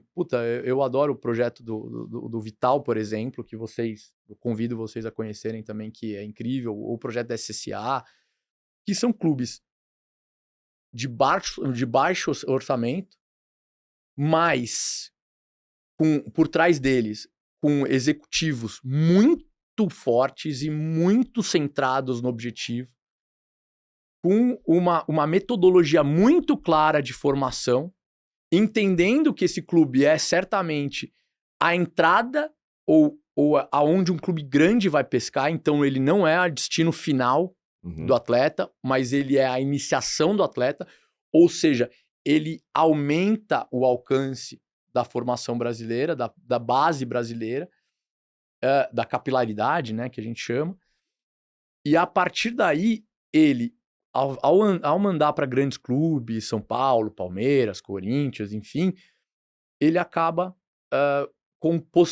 podendo, até pelas normas da FIFA, compartilhar dos direitos econômicos e gozar dos benefícios econômicos, dos resultados econômicos de uma venda futura de um atleta. Então, este tipo de SAF, ela é totalmente possível e ela tem acontecido muito. E daí, só buscando atrás uma questão legislativa, existe hoje, não é nem legislativa, é normativa, existe hoje uma resolução da Federação Paulista, que a gente participou da construção, que criou a filiação especial de categoria de base. Então, hoje você pode, por exemplo, isso na Federação Paulista, mas em várias outras federações, você pode federar um clube só por sua base. Não precisa ter o Você futebol não profissional. precisa ter o futebol profissional. E, gente, isso é até um trabalho que o Outfield fez, que é belíssimo, fez em parceria comigo, mas eles fizeram o trabalho e eu levei esse trabalho aos clientes, que é claramente o grande valor hoje de um clube, a monetização de um clube, claramente está na base. Aonde você multiplica valor de verdade está na base. Eu acho que o trabalho que vocês fizeram, se não me engano, isso faz muito tempo já, 2019, 20, sei lá. A gente atualizou, mas... Eu lembro que vocês, a categoria de base, sei lá, do Atlético Paranaense na época, era o valor investido era multiplicado em 17,2 duas vezes. Teve um ano que foi isso, o Atlético. Foi o ano que vendeu o Léo Pereira, o Bruno Guimarães. Foi um ano que esticou muito a corda, né? Hoje a gente atualiza todo ano o número, né? O número 23, porque a gente não fez 24 ainda, né? Então, na prática, para quem tá ouvindo a gente aí, para cada real que o clube coloca na base, quanto que volta para ele dentro daquele ano, né? Em 2023, a gente tá falando que na média era 4,5 vezes. Então, para cada real que o clube coloca, voltam R$4,50, né? Que outro investimento no Brasil. Que tipo de indústria faz isso? Tipo Que outro retorno. tipo de investimento dá esse tipo de retorno? E aí você pega os clubes que a gente brinca, né? Que ninguém sabe o que tem na água, né? O exemplo, o Santos e o Fluminense, que tem orçamentos de base inferiores a Flamengo, a São Paulo, a Palmeiras, que tem um retorno muito alto, né? Você pega o Fluminense, se eu não me engano, 22, ele fez 9 vezes o capital investido. O Santos, recorrentemente, faz 6, 7, 8 vezes o capital investido. Né? Então, aí tem muito valor para ser explorado aí a tese de formação, né? Que a gente teve aqui o Esfera também, que está dentro desse contexto, também tem o Referência, né? Tem outros clubes Referência, que faz um trabalho incrível. Então, assim, isso tudo para mostrar que... Imagina que você faz esse dinheiro, né? No Santos, por exemplo, no Palmeiras, é claro, no São Paulo, e esse dinheiro é consumido pelo profissional, óbvio, e tá certo, como negócio é o que tem que fazer mesmo, você tá construindo valor para esse valor você entregar esse valor pro profissional e ganhar títulos, é o objetivo do teu clube. Mas imagina que a SAF formadora, que são justamente os clubes mencionados pelo Pedrão, eles capturam esse valor e entregam pro investidor. Então, é um negócio extremamente rentável, é um negócio extremamente interessante, que tende a criar algumas revoluções na forma de investir no esporte e no futebol, mas mais do que isso, na captura de talentos, porque você aumenta efetivamente a capilaridade. Você começa a alcançar, na verdade, o talento, o menino que joga no interior do Ceará, enfim, não mais pela várzea, não mais pela peneira, não mais botando ele num busão para fazer peneira em São Paulo e ficando, mas numa SAF regional que vai trabalhar aquele talento, aquilo, já está conectado a scouts de outros lugares, e para isso você tem um trabalho mais efetivo, mais rentável do talento brasileiro, porque talento brasileiro a gente sabe que a gente tem, né? Então, eu me encanta esse formato, o tipo societário SAF aplicado ao produto formação. E olhando ainda pro tipo societário SAF aplicado a outros contextos, cara, você acha que a gente vai ver também SAFs voltadas só para futebol feminino, por exemplo? Cara, belíssima pergunta. A gente tem um desafio atual a respeito disso. E justamente hoje, Pedrão, respondendo mais objetivamente a tua pergunta, hoje não é possível pela lei. Por quê? Porque quando a lei ela tentou proteger o futebol feminino, ela fez um caminho que ela falou, olha, toda a SAF precisa ter futebol masculino e feminino. Partindo do pressuposto que todo clube ia querer investir no masculino e talvez não quisesse investir no feminino. Então era uma proteção para o feminino. Só que o que o legislador acabou não alcançando, que é bem interessante, é que, eventualmente, existe investimento específico só para o futebol feminino. Puta, eu adoraria falar o nome do clube para vocês, porque faria todo sentido essa história para vocês. Vocês entenderiam claramente o que eu tô falando. De todo modo, qual tipo de projeto de lei que a gente apresentou? O Edinho tem nos ajudado bastante, que é o seguinte, é dizer que toda a SAF agora tem que ter futebol masculino e feminino, ou só feminino. Nunca só masculino. Uhum. Nunca só masculino. Mas masculino e feminino, ou só feminino. Por quê? Porque a gente começou a perceber ao longo do tempo, e tem sido cada vez mais interessante esse debate, que o produto futebol feminino não só, obviamente, ele tem uma expectativa de crescimento enorme, porque do piso você só vai pra cima. Então, ele tem uma expectativa de crescimento muito grande, mas como pauta do mundo de hoje, ele é muito atrativo, ele é muito sexy, é muito interessante você tratar de futebol feminino. É um desafio muito grande você fazer o futebol feminino, tentar alcançar e se equiparar ao futebol masculino. Então você tem indústria para isso, você tem patrocínio para isso, você tem dinheiro para isso, você tem mobilização pública para isso. Coisa que pro futebol não chega a ser tão sexy. Por quê? Falar, pô, o governo precisa dar mais incentivo pro futebol masculino. Não dá mais. Já tá bom. E, particularmente, eu fui precursor de muitos benefícios que o futebol acabou tendo ao longo dos anos, graças a Deus, e fico feliz por isso. Mas tivemos muitos, tá bom. Agora chegou a hora do governo efetivamente investir no futebol feminino e incentivar o ecossistema. E o governo, a iniciativa privada, todo mundo tem todas as desculpas necessárias para isso. Então, assim, eu acho efetivamente que a gente tem um campo muito fértil aqui. E eu tenho expectativa, então, Pedro, respondendo a tua pergunta, de, via legislação, possibilitar essa criação de SAFs femininas e destacar as SAFs femininas de alguns clubes, porque eu acho que a gente tem um brinquedo bem interessante para brincar. Você até tem bons exemplos, né, de projetos de futebol feminino que são associativos, né, não são SAFs, né? Você tem o Minas Brasília, que é um projeto já relativamente longevo, olhando para a história do futebol feminino no Brasil. Tem alguns outros, você tem até a própria Ferroviária, né, que tem as operações hoje andando em paralelo ali, né, a SAF com o futebol masculino e o futebol feminino, que é um dos projetos mais vitoriosos aí do futebol brasileiro, também super pujante, né, então começa a refletir, né, o que daria para fazer antigamente com mais capital... o Kinderman, né, que era... Sim. Enfim, lá do Sul. Exatamente. O que você poderia fazer com mais capital injetado, né, capital institucional, para que o negócio cresça. E aí até volta no começo da conversa aqui, né, será que teria a possibilidade de a gente criar uma liga de futebol feminino nos modos do que os Estados Unidos fez?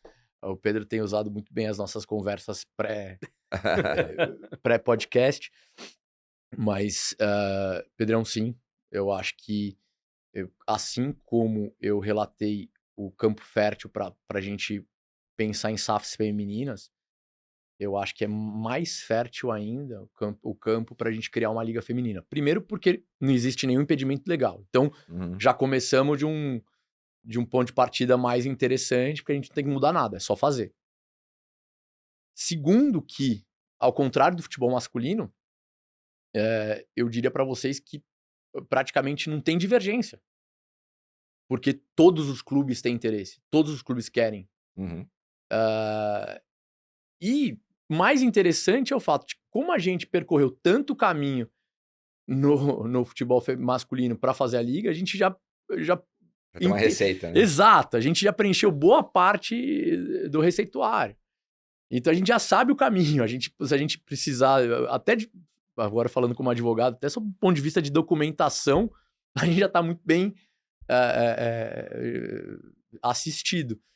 Então, assim, de verdade, hoje é um projeto em discussão e eu vejo com muita naturalidade que ele ocorra. E não seria, Pedrão, nenhuma novidade, porque há bons exemplos no mundo, por exemplo, na própria Espanha, de uma liga voltada para o futebol feminino. E como eu falei, é quase que natural que isso seja feito, porque o trabalho é um trabalho diferente, é um trabalho mais orgânico, e é um trabalho que parece mais difícil, mas com as pautas do mundo moderno, tende a ser um assunto muito mais palatável de tratar. É muito mais bacana você se dispor a ser patrocinador de futebol feminino hoje. É muito mais bacana se você ser governo e tentar beneficiar. É muito mais bacana, enfim, você, como federação, você assistir e beneficiar essa pauta. Então, assim, de verdade, eu acho que a gente está num belíssimo momento para pensar nisso. Boa, Sica. Queria aproveitar aí o seu pouco conhecimento de SAF, né? Deu uma aula aqui sobre SAF. Queria que você falasse um pouco sobre uma das SAFs aqui do futebol brasileiro, que é o Bahia, né? O Grupo City, até hoje, ele é seu cliente. Queria que você falasse um pouquinho pra gente a filosofia do Grupo City. Porque se a gente analisar ali, lógico, né? O principal time do grupo, o Manchester City, tá em crise, né? Podemos dizer, tá em crise ali. Pra mim é crise. Ele tá em quinto na Premier League, tá 15 pontos atrás do Liverpool. Na Champions ele se classificou, vai jogar contra o Real Madrid um dia antes. Pelo quarto ano seguido no mata-mata. Quarto ano. E os caras não se aguentam mais. quem passar é campeão, né? Pelo que parece aí. Mas na Champions ele se classificou em 22º. Mesmo número de pontos do Dinamo Zagreb, que ficou em 25º. Então quase que ele não consegue passar. Mas mesmo assim, não se cogita uma mudança ali de rota. No Bahia a mesma coisa.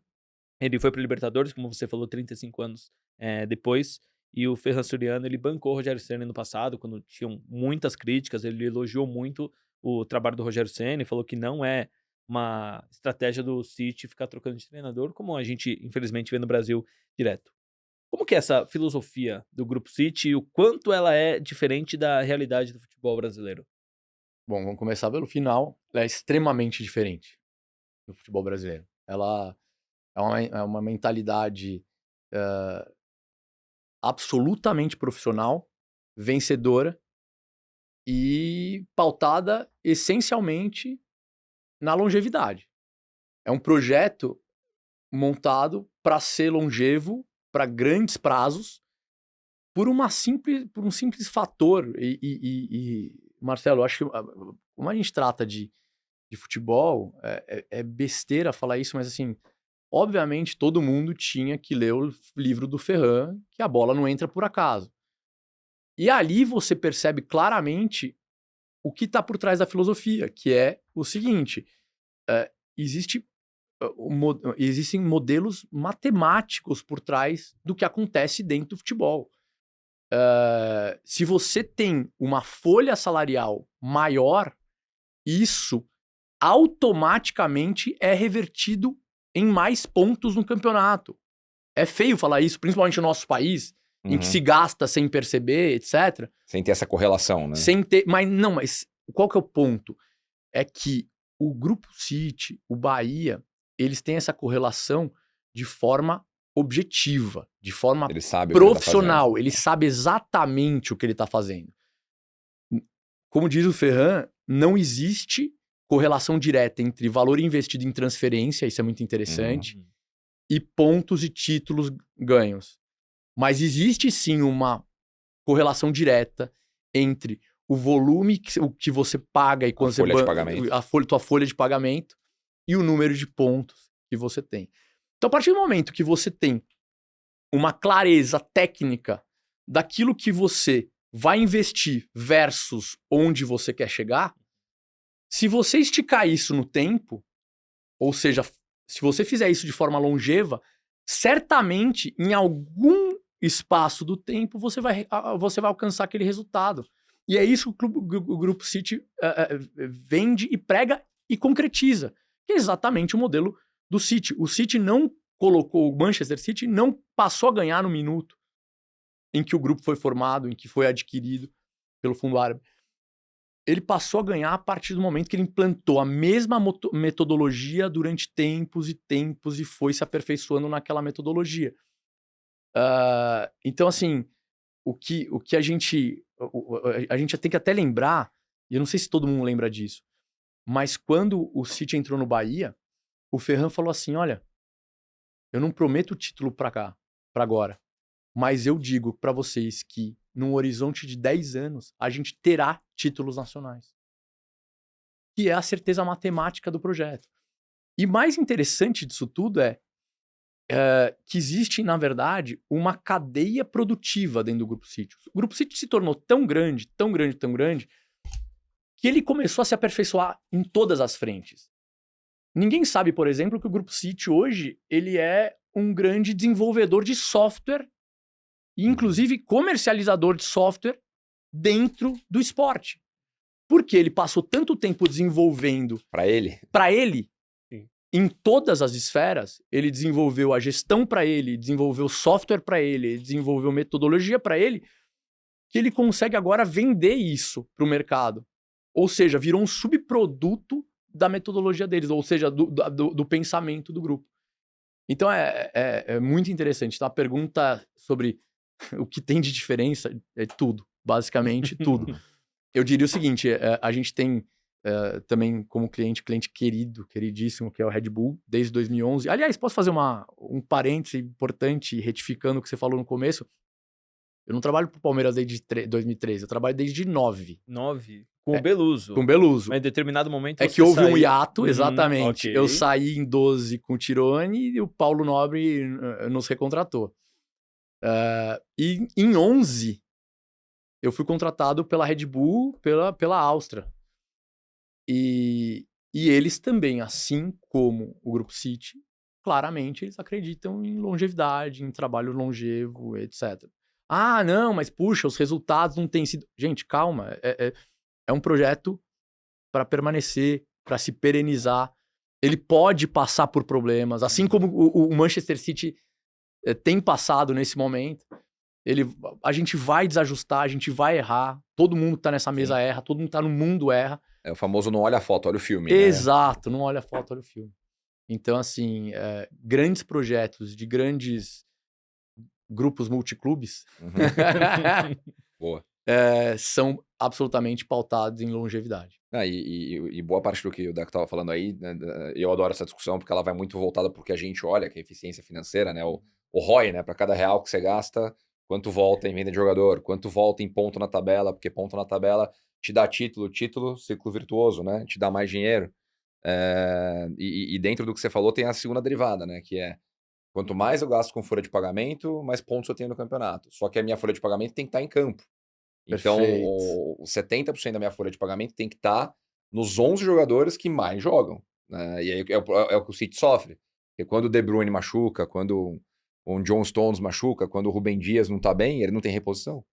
É o que aconteceu na janela agora. Né? Eles tiveram que se mexer mais rápido nessa janela e gastar 300 milhões de pounds, porque não tinha tanta reposição. Né? O Guardiola joga com um elenco mais enxuto, mais escasso. Então você cria desafios para você mesmo, como o próprio Red Bull cria. Né? A gente falou muito aqui sobre a história do Red Bull ter a média de idade mais jovem do Campeonato Brasileiro há muitos anos. Né? E é uma filosofia do grupo que cria um desafio em campo por um lado e cria oportunidades do outro. Então, tudo tem a ver com a filosofia do que cada grupo quer trabalhar. Né? O Cicas, falando um pouco do Bahia aqui, né, do Grupo City e tudo mais, queria falar do rival do Bahia, do Vitória. Querido. Porque já saiu, isso aí é público também, né? Tá todo mundo ciente.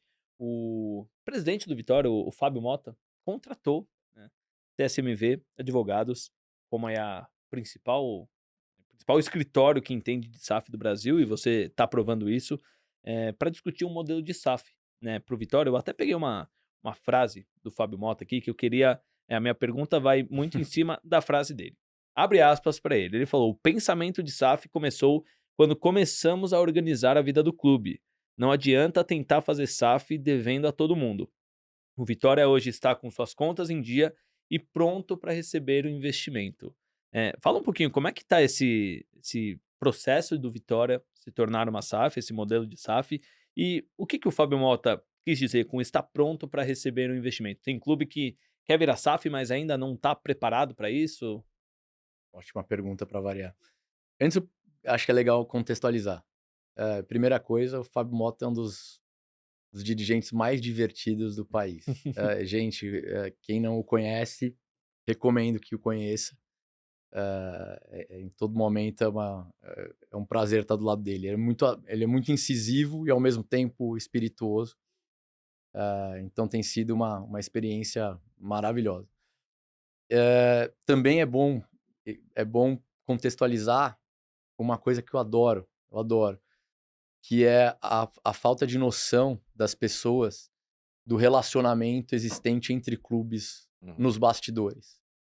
Hoje, um dos relacionamentos mais harmônicos, mais bonitos que eu conheço do futebol brasileiro é o Bavi. É encantador. As pessoas, torcedor do Bahia vai ficar bravo com o que eu tô falando, do Vitória talvez fique também, mas o fato é que os clubes têm um relacionamento muito interessante no nível profissional, né? Na camada de gestão. Tanto que quando o presidente Fábio Mota me chamou para esse desafio e foi nos contratar, ele inclusive falou com o Raul Aguirre, eu falei com o Raul Aguirre, que é o CEO, como eu falei, já elogiei 1000 vezes o Raul e vou elogiar outros. O Raul, ele é peruano, radicado no Brasil, homem de confiança total do Ferran Soriano, e é um cara extremamente objetivo, prático e de negócios. Então é muito interessante vê-lo trabalhar. Ele não era conectado na indústria do futebol. Ele se tornou conectado na indústria do futebol. E eu conversei com o Raul, pelo amor de Deus, eu falei, Raul, você vê algum problema, conflito? Ele falou, não, muito pelo contrário, vá lá, faça o seu melhor trabalho, um futebol importante, olha que interessante, futebol importante é um futebol saudável.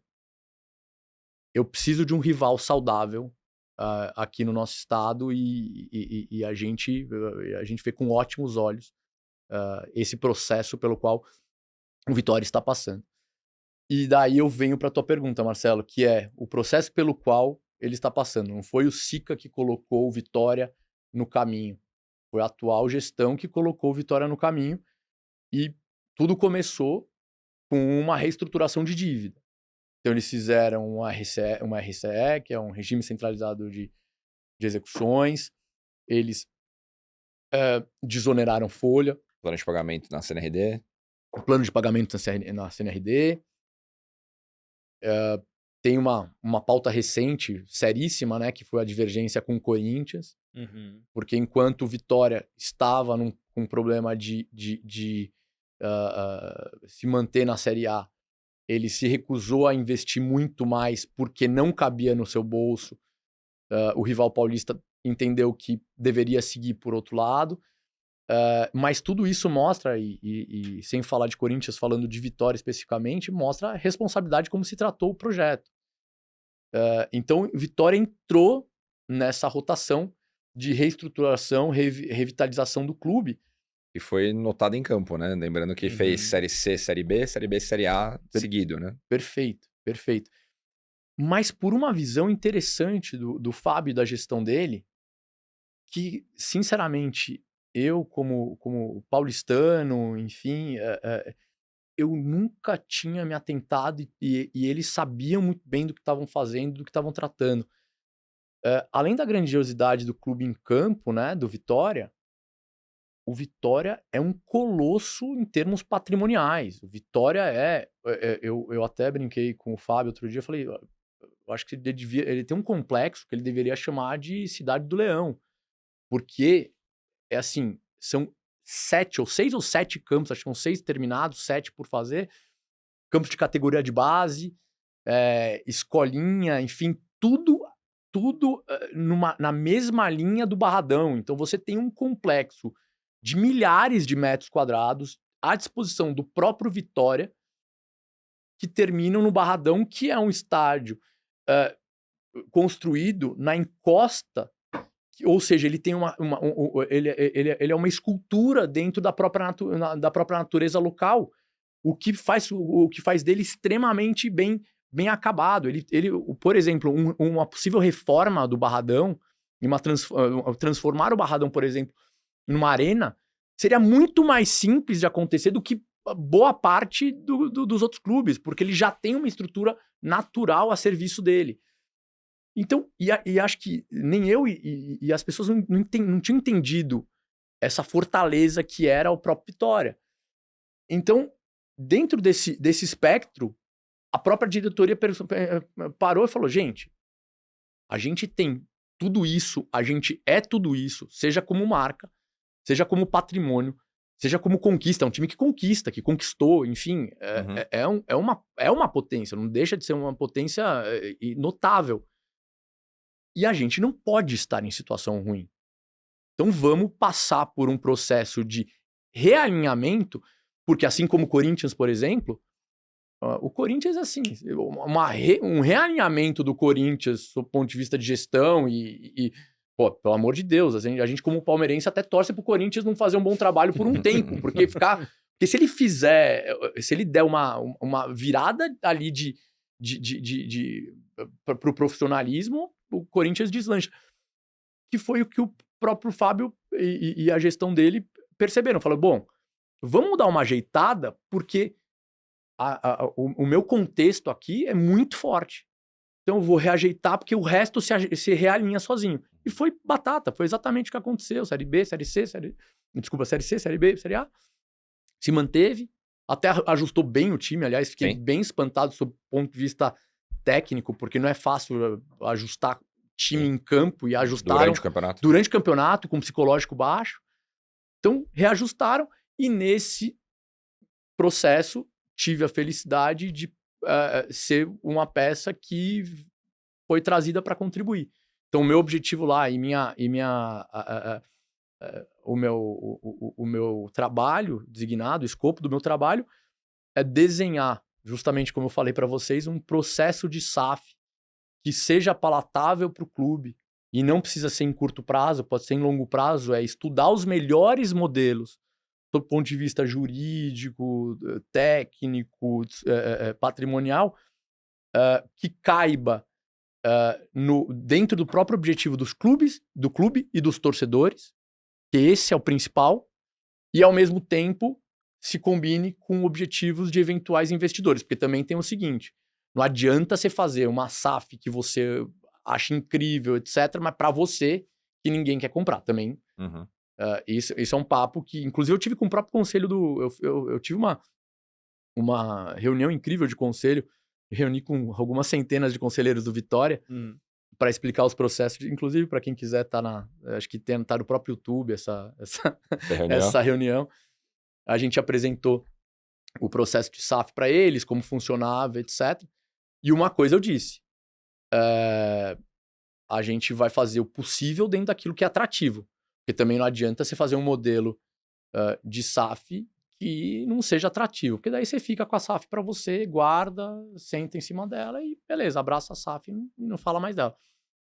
Ela tem que ser um misto entre aquilo que você quer e aquilo que você pode. Eu não quero ser muito invasivo nas perguntas, então o que não puder responder, tudo bem, mas como que foi o aceite dos conselheiros do Vitória em relação ao projeto de SAF? Mais uma vez, eu reporto ao vídeo, então não tem nada que esteja escondido, então vocês podem ir lá no vídeo e observar. Mas, assim, ao contrário do que todo mundo esperava, foi muito melhor do que se esperava. Porque a gente percebeu que, assim, isso eu tenho conversado muito com dirigente de clube, assim, com presidente de clube, muito, muito. A maioria das pessoas que falam assim, sou contra a SAF, é porque efetivamente não sabe o que é uma SAF. Porque não existe sou contra a SAF. A SAF é um tipo societário. É um instrumento para você fazer alguma coisa. É uma empresa, como se abrisse uma empresa, abre uma casca. Essa casca ela não vale nada, a não ser que você dê uma destinação para ela.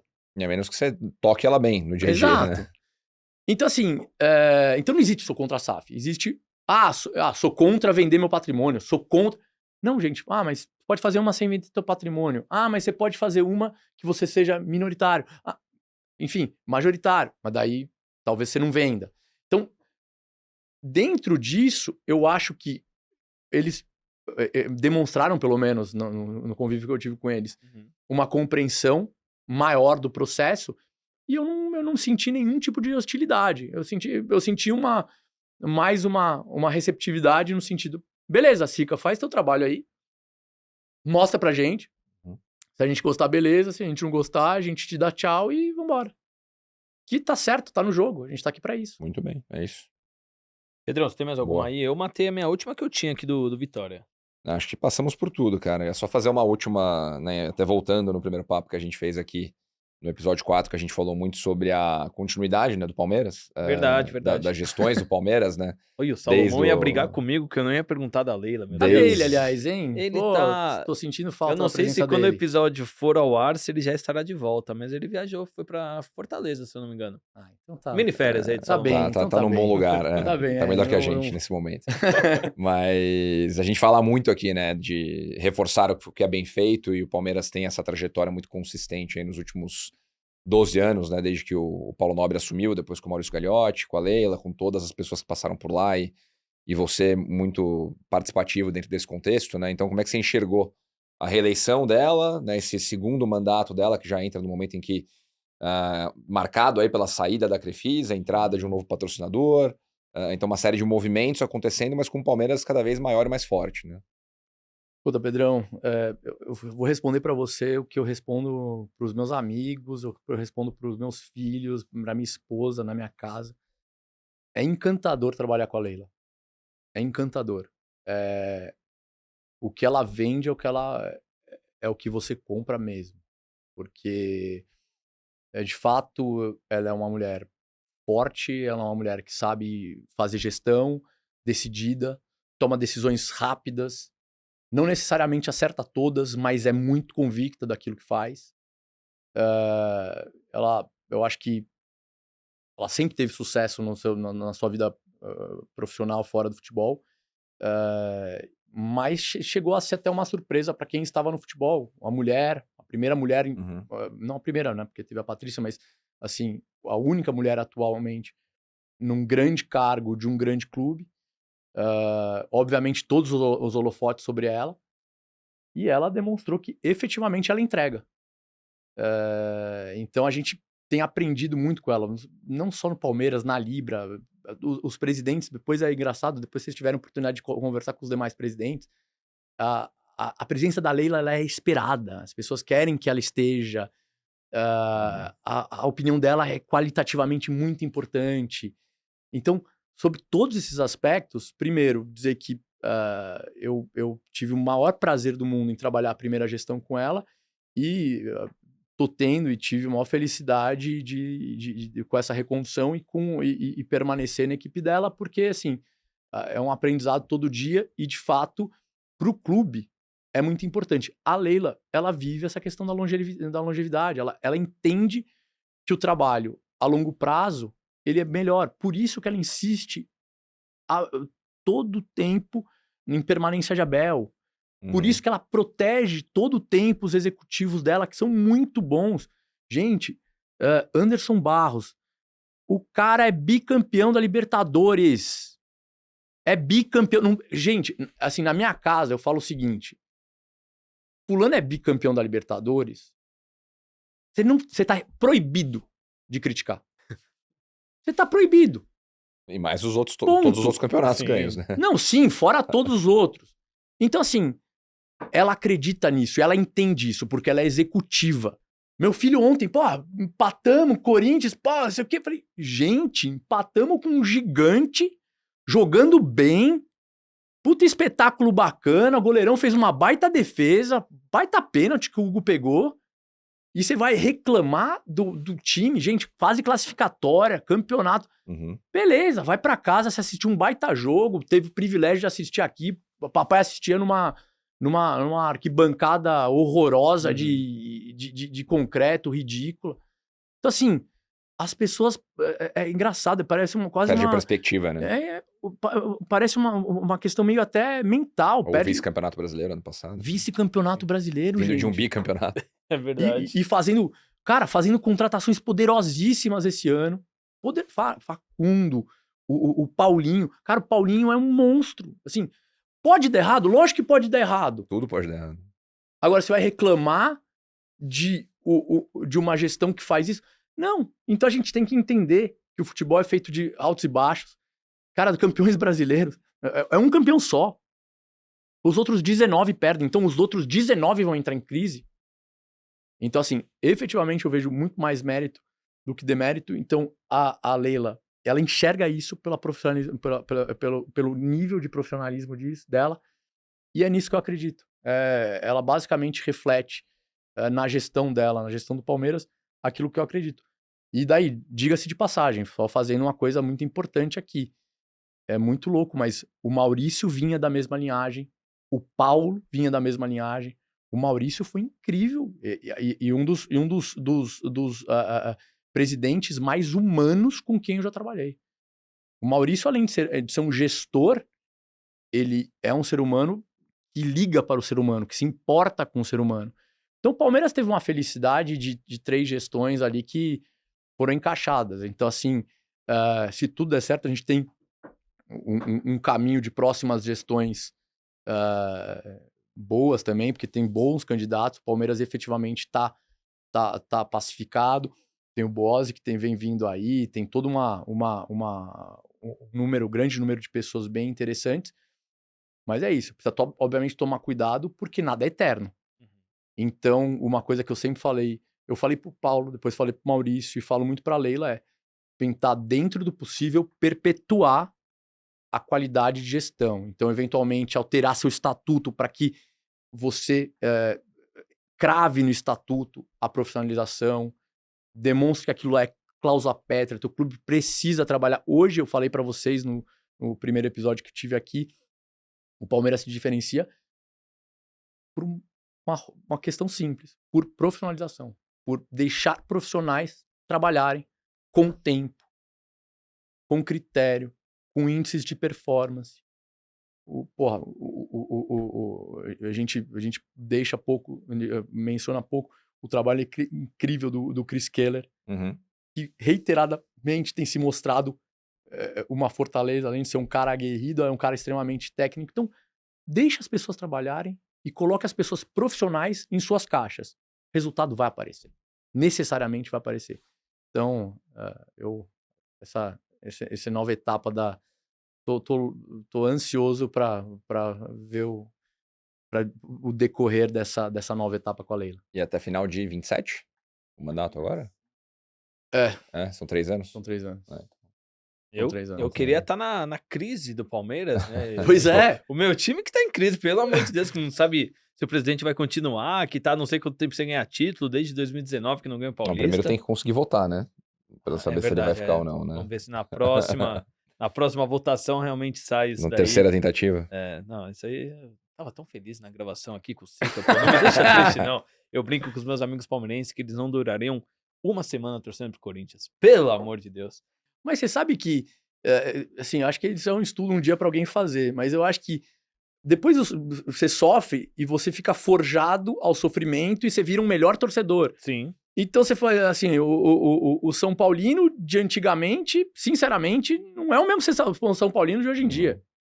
São Paulino de hoje em dia eu tô respeitando demais. Mudou o perfil. Demais. É uma torcida bacana, é uma torcida incrível, porque não são os mesmos acomodados com aquele monte de título lá. Então assim, é difícil você dosar tudo isso, mas o brasileiro é resultadista por natureza, ele é acomodado por natureza, o brasileiro efetivamente não aprecia os segundos lugares, vide tênis, vide Fórmula 1, automobilismo, enfim, né? automobilismo. O Barrichello. Ninguém para pensar o tamanho do piloto que o Barrichello foi. O tamanho dele é gigantesco, ele efetivamente tá a história do automobilismo e ninguém para pensar isso. É muito louco, mas assim, por isso que o brasileiro é apaixonado, por isso que ele move. Exato. Enfim, então. Cria toda essa indústria que a gente tá falando aqui. Cria toda essa indústria, então, assim. Estamos por isso, E aliás, voltando ao início do episódio, estamos aqui por isso, por causa dessa paixão, porque eu quis me apaixonar por algo que eu fazia e aqui estamos. Maravilha. Show de bola. Pedrão, algo mais? Matamos. Matamos Boa. tudo, todos os assuntos aqui. Então, Sica, muito obrigado. É a segunda vez que prazer. você vem aqui e já quero depois falar com você para vir a terceira, a quarta vez. Ou seja, a cada semestre. Vocês vão me dar uma camisa dessa, vai assim, ganhar camisa, vai ganhar já uniforme. fico dali do lado. A cada semestre tem que ter o Sica aqui, que sempre o papo é de muita qualidade, muita informação sobre SAF, sobre ligas, sobre Bahia e Vitória, esse nível de profissionalismo dos times aí. Achei muito legal a história do Palmeiras também. Muito obrigado, Sica. Desejo aí um excelente 2025, com muito trabalho para você, muita correria, que você falou, às vezes não dá para dedicar tanto à família, outras coisas, que continue correndo, que você tá fazendo um baita trabalho pro futebol brasileiro. Marcelão, Pedrão, obrigado mesmo. Efetivamente, como eu falei no começo, é sempre um prazer e eu efetivamente me sinto em casa. Então, contem comigo no terceiro, no quarto, no quinto. Fiquem à vontade. Espero que o pessoal em casa também curta esse como curtiram o primeiro. Justo. Pedrão, Boa. Valeu, Marcelão. obrigado por mais uma. Obrigado, doutor Deco. Obrigado, doutor Pedro. Brabo demais, agradecer o Felipe ali que fez todas as fotos aqui que vocês vão acompanhar nas redes sociais do Sica. Falou que não é muito de postar, mas vai postar. E você que ainda não deixou o like, eu não acredito, mas tudo bem. Deixa o like agora que a gente tá encerrando e a gente se vê no próximo episódio. Fui!